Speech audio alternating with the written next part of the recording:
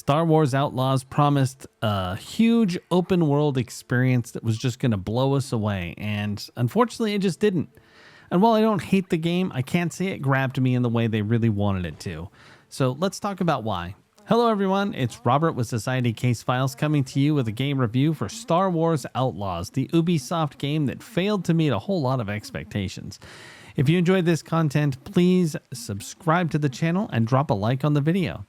Anyway, let's dive in. Star Wars games in general have been kind of hit or miss for a while now. I liked Fallen Order, actually quite a lot, but the sequel left me cold. That Squadrons game, the space sim, I thought that was fun enough, but it also felt a little slapped together. I'd say that the last time I really loved a Star Wars game was probably when the Old Republic first came out, and I absolutely obsessed over that game, enough to finish every story for every class, in some cases twice. Outlaws doesn't do anything to claim any glory, so by and large it kind of feels like Assassin's Creed Light, and it does that by removing the assassinations. So the story is authentic enough. I mean, it puts you in the shoes of a desperate criminal who just kind of wants a better life. But both Star Wars and Assassin's Creed have already done this better.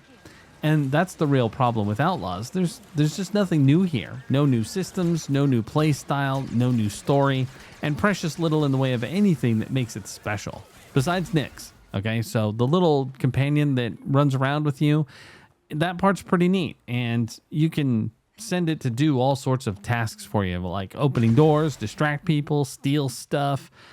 It's kind of cool. But it's not enough to pull this up and make it something you want to take note of. There are a bunch of systems here, none of which are entirely fleshed out. You drive around on a speeder, but it's all pretty basic. Fly a spaceship, but it feels very arcade. There's a reputation system, but it hardly matters. It just kind of restricts where you could go and who you can buy from. You sneak through tall grass and steam, just like every other game, including Ghost of Tsushima. And honestly, it's just not very exciting.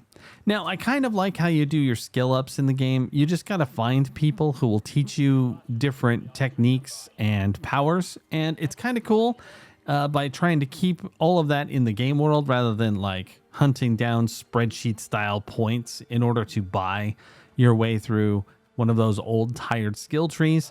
So there's some incentive to trying out different things and doing side quests and that sort of thing. Kind of. And after the first world, they do sort of allow you to pick where you want to go, as of there's 3 different planets and you can go to whichever one you want. But they don't warn you that you might need something from one of those other worlds before proceeding, at least to make it, let's just say, reasonably difficult to get through some content.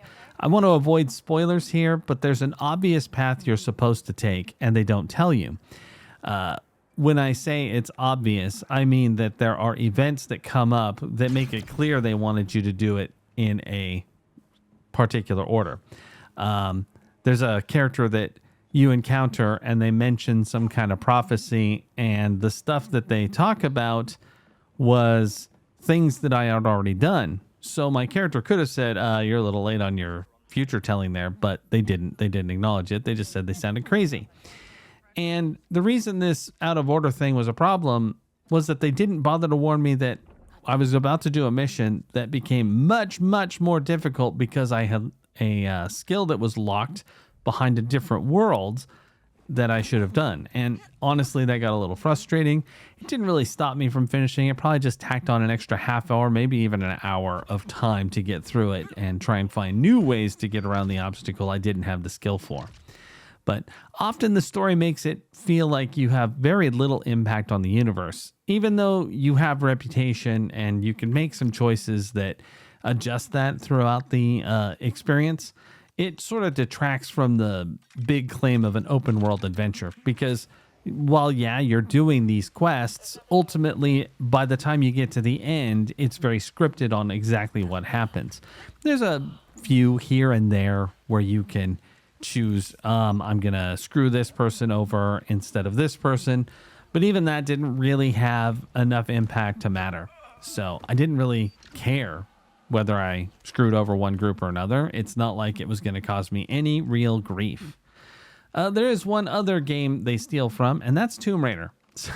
Several segments feel like a level straight out of those games, and I do mean the newer ones. You've got swinging over chasms, the way that you climb walls to jump on precarious ledges, and they have a lot of very conveniently located small rungs just in the middle of a random blank wall that you can jump to. Now, I like Tomb Raider, so it didn't bother me too much. It's kind of like playing a different Tomb Raider game.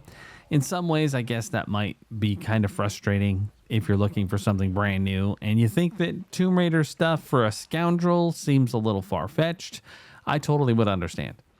A lot of the missions break down like this. Sneak into an area without tripping an alarm. That's an actual objective, and if you do it, then you fail. Finish whatever objective they give you at the beginning. Then some scripted event will trigger the alarm, and you have to fight your way out. And many, many, many of the NPCs are either total idiots or completely useless. You know, I get allowing the player to be the driving force of a game. In fact, that's really important. It kind of sucks when you get to a place and an NPC gets to do some really cool thing that you'd like to do. But I would really like it if the supposedly capable companions could at least step up a little bit. For example, there's a room where you're doing, again, I'm trying to avoid spoilers, but just for the sake of explanation, you're in this big room and you're running around trying to avoid something that will kill you instantly, or at least close to it. The other character is completely safe, sitting at a computer terminal, and instead of them even picking up the slack a little, they just give you orders to add to your already enormous responsibility of trying to stay alive. And it's really annoying. It's like, why are you even here then? You know, just go away. If I have to do it all myself, I just don't want to hear you chattering and complaining that I'm not doing it fast enough. So, whatever. That frustrated me. It might not bother other people. I know some people criticize the graphics, but I honestly liked them, especially when you go into Imperial bases or in space. It looks great. The music really understood the assignment too. It just sounds fantastic and it helps build up different moments. And there were a few emotional times where I actually got very invested in what was going on. When the game isn't hampered by tired tropes and lackluster gameplay, it does have a lot of charm.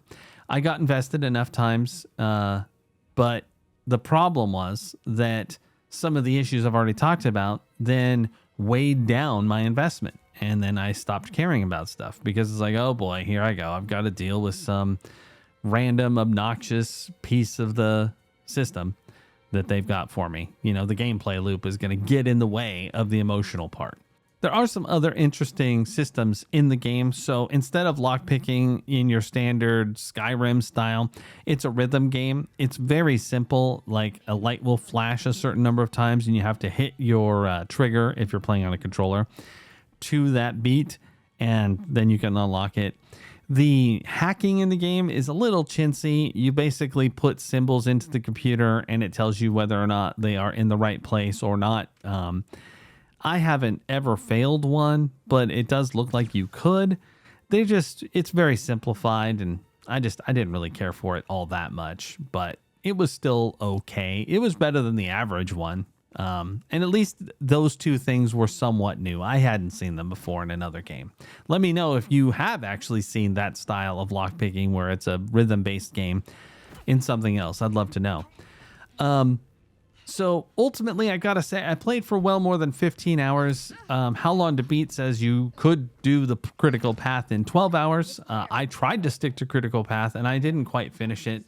It's mostly because I just didn't care enough about the ending of the game. And I had done so many missions that were exactly the same. I just didn't have it in me to get through the rest of it. And I know this review is way late. The game's been out for a while and people have already made their... They've already made their decisions. You've either tried it or you haven't by now, I'm pretty sure. So this is way late to the game. I totally get it. But if you have been on the fence and you've been thinking about it, I can recommend Outlaws under a couple of conditions. First off, the price was very high. So if it's on a steep sale, then absolutely grab it. It's fun enough to have around and try again a few times. Like, for instance, I'm pretty sure I'm going to beat it. It's just going to take me a little longer than the 1 month, which is my second idea for how you might want to play it. Right now, the game costs $70 for the basic one, and they've got a version that's $100, and it's not worth either of those prices. That's just too much. It's just not inspired enough. And honestly, I think that if you were really good at these games, a lot more invested in getting through it, you would have finished it before I got to the point that I'm at. The second one is that if you're really thinking about it, and maybe you want to try a different game like Mirage or something, you could definitely jump in on the Ubi Plus, and if you hustled, you could probably beat this game in a month. You could try another game they have at the same time, and I think it's only $18 to do that. That's just how I played it. You could probably beat this in 5 sessions that weren't too crazy and jump into another game and really get your money's worth. I did explore quite a bit. I wandered all over the place and looked at stuff and tried things out.